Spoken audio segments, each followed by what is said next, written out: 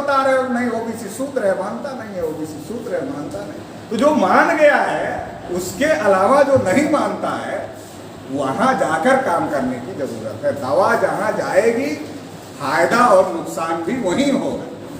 दवा का छिड़काव जहां नहीं होगा वहां फायदा नुकसान कैसे होगा?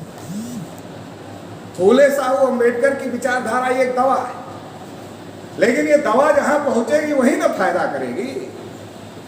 अब दवा अगर एक जाति तक सीमित हो जाए या कुछ जातियों तक सीमित हो जाए या एक वर्ग तक सीमित हो जाए तो इसका फायदा ओबीसी को कैसे हो?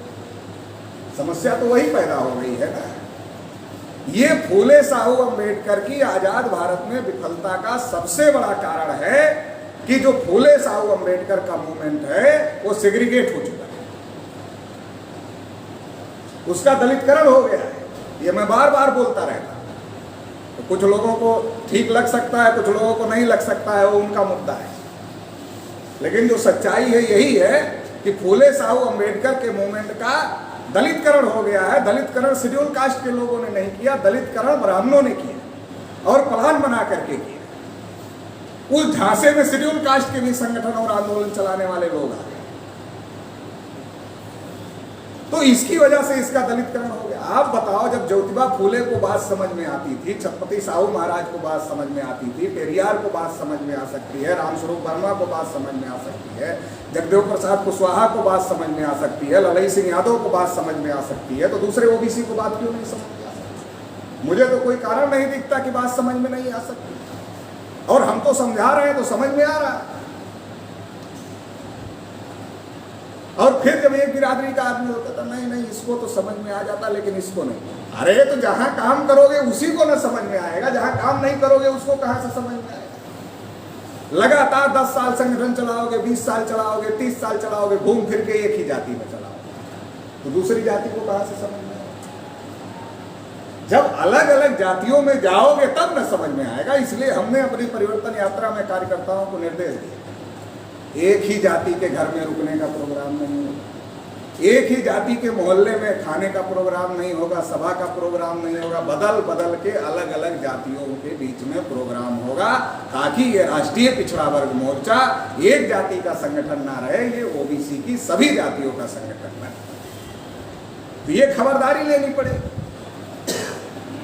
ओबीसी को समझाने वाले की जरूरत है, समझने के लिए तैयार बैठे, समझाने वाले नहीं। समझाने वाले केवल माइक खोजते हैं, माइक पर ही भाषण करते हैं, ओबीसी नहीं समझते। माइक पर केवल भाषण करने से ओबीसी नहीं समझता, इससे नहीं होगा। प्लान बना करके काम करना। मैं इसलिए धन्यवाद देता हूं मेश्राम साहब को कि पहली बार मेश्राम साहब ने इस बात के लिए सोचा कि जो फूले साहू अंबेडकरी मूवमेंट का दलितकरण हो गया है, इसका बहुजनीकरण कैसे किया जाए। नाम तो बहुजन का लेते हैं, काम एक जाति में, नाम बहुजन का लेते हैं और काम एक जाति में करते हैं। फिर कहते कोई आता है नहीं, सब बीजेपी के खेल में। अरे तो बीजेपी उधर काम कर रही है जहां आप नहीं कर रहे हो, तो उसके साथ नहीं जाएंगे तो आपके साथ आएंगे। जहां आप नहीं कर रहे हो वहां बीजेपी। तो अभी तो मुझे कोई कह नहीं सकता कि ओबीसी जुड़ता नहीं, ओबीसी समझता नहीं। मैं तो ये मानता हूं समझाने वाले कम है और वो पैदा करने में लगा हुआ, ज्यादा से ज्यादा लीडरशिप पैदा करने में लगा हुआ, हर जाति बिरादरी में लीडरशिप पैदा करने में लगा हुआ। अगर हर जाति बिरादरी में लीडरशिप पैदा हो गई, ज्यादा ओबीसी में समझाने वाले लोग हो गए, तो क्यों नहीं समझे? अरे ये मूवमेंट तो पिछड़े वर्ग के लोगों ने शुरू किया ना, 1848 में ज्योतिबा फूले ने शुरू किया। ज्योतिबा फूले के मूवमेंट के आधार पर छत्रपति साहू महाराज ने इस मूवमेंट को चलाया और बाबा साहब अंबेडकर ने ज्योतिबा फूले को अपना गुरु माना। पेरियार रामास्वामी नायकर ने इस मूवमेंट को चलाया। लेकिन इन सबके बारे में पिछड़े वर्ग के लोगों ने नाम ही नहीं सुना। जब नाम तो छोड़ो, हम तो जब गांव में जाते हैं, इसीलिए हमने अपनी यात्रा ग्रामीण इलाकों से चलाया है। सिटी में हम आते नहीं, क्योंकि सिटी के लोग समझदार हैं और समझदार के बाद उनके पास समय है नहीं, आगे का काम करने का समय है नहीं सिटी के लोगों के पास में, और समझदार पहले से ही है। तो सिटी के लोगों को समझदार बनाने की कोई जरूरत नहीं है। बल्कि ग्रामीण इलाके के लोगों को समझदार बनाने की जरूरत है। जिनका हिंदू के नाम पर बड़े पैमाने पर इस्तेमाल किया जा रहा है, उनको समझदार बनाने की जरूरत है। इसलिए हम अपनी यात्रा ग्रामीण इलाकों से निकालते हैं, गांव में ही रुकते हैं, भले ही अच्छी व्यवस्था ना हो फिर भी रुकते हैं। तो उससे क्या हो रहा है, हमको तो ये अनुभव आया कि बहुत सारे ओबीसी के लोग तो ऐसे हैं जिन्हें ये भी नहीं पता कि हम ओबीसी। अब जिसको ये ही नहीं पता कि वो ओबीसी है, उससे आप क्या उम्मीद कर सकते हैं, आप बताइए। आप दूर से कह रहे हैं, सिटी में जब कोई सभा सम्मेलन हो रहा है तो आप दूर से कह रहे हैं नहीं ओबीसी समझ नहीं रहा। अरे आप जाके बैठिए तो कभी गांव के ओबीसी के साथ में, गांव में जाकर बैठिए, आप चर्चा करिए, तब ना आपको पता चलेगा जमीनी हकीकत क्या है, कितना एजुकेशन की कमी है, कितनी समस्या है। जब वो नहीं जानते कि वो ओबीसी है, ये भी कुछ लोग नहीं जानते, ऐसे भी ओबीसी मिले, तो फिर ऐसी स्थिति में तो फिर उनके अंदर बहुत ज्यादा काम करना पड़ेगा, बहुत ज्यादा काम करने की जरूरत है। और इसीलिए आसानी से ब्राह्मण लोग उनका इस्तेमाल कर लेते हैं।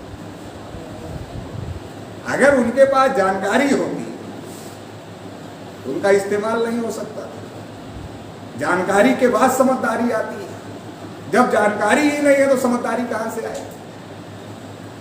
ज्योतिबा फुले को देश में हाइड कर दिया गया जैसे पैदा ही नहीं हुए।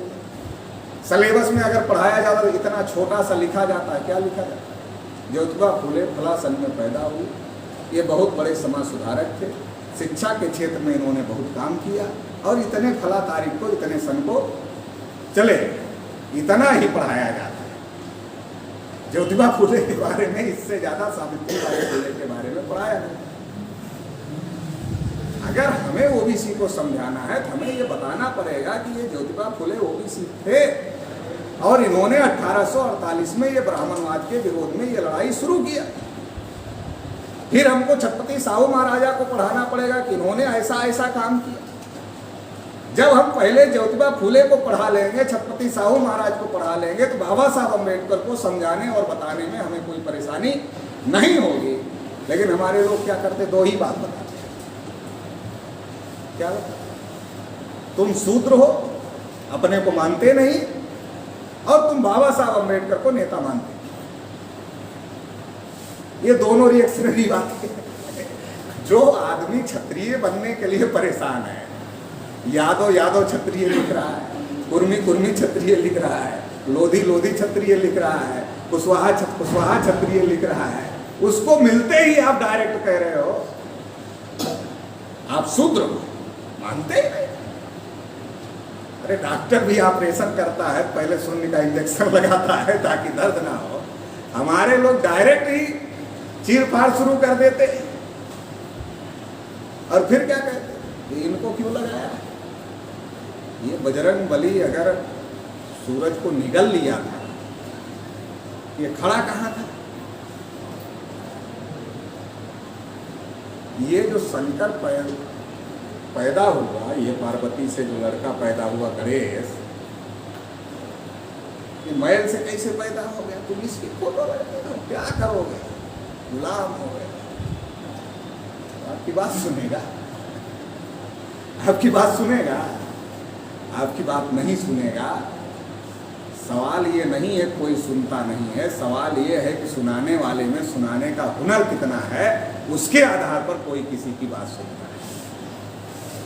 सुनाने का हुनर अपने अंदर पैदा करो, अपनी बात मनवाने का हुनर अपने अंदर पैदा करो, ये योग्यता पैदा करना पड़ेगा। काशीराम साहब कहते थे कि अगर आप नहीं तैयार कर पा रहे हो लोगों को, तो या तो आपके अंदर योग्यता की कमी है या तो ईमानदारी की कमी है। तो हमें समीक्षा करते रहना चाहिए, समय समय पर अपनी योग्यता बढ़ाते रहना चाहिए। जो ऐसा काम करते हैं ईमानदारी की कमी उनमें है ऐसा कहा नहीं जा सकता, लेकिन योग्यता की कमी हो सकती है। तो योग्यता की कमी हमको समय समय पर समीक्षा करके अपनी दूर करते रहना चाहिए। आखिरकार समस्या तो डॉक्टर की ही है ना। मान लो पागल को ठीक करना है, पागल उसको झापड़ झूपड़ भी मारेगा, लेकिन ठीक करने की समस्या तो डॉक्टर की है या मरीज की है। मरीज तो पागल ही है, वो 10 दिन से कपड़े फाड़ रहा, महीने भर से साल भर से फाड़ रहा, जीवन भर फाड़ेगा, उसको क्या फर्क पड़ता। लेकिन डॉक्टर की समस्या है कि इसको ठीक कैसे करें। उसी प्रकार से जो फूले साहू अंबेडकर पेरियार का मूवमेंट चलाने वाले लोग हैं, उनकी समस्या है कि जो पिछड़ा वर्ग समाज, इतना बड़ा समाज है जो कि ब्राह्मणवाद के चंगुल में है, उसको वहां से